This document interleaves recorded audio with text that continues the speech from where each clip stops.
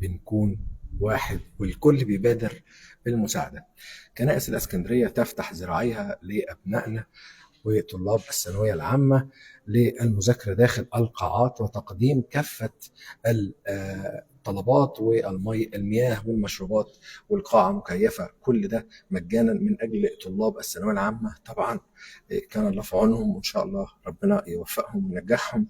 احنا دلوقتي موجودين في إحدى الكنائس المتواجدة في شرق الإسكندرية، واللي دلوقتي بتستضيف الطلاب في القاعة. طبعا كل حاجة مجانا، أي طالب بيجي طبعا كمان بيقدم ليهم زي ما حضراتكم شايفين أهو المشروبات. ربنا يا رب يوفقهم، حاجة جميلة جدا جدا من إخواتنا الأقباط اللي طبعا موجودين بيقدموا كافة سبل الراحة والاطمئنان لإخواتنا وأبنائنا من طلاب الثانوية العامة.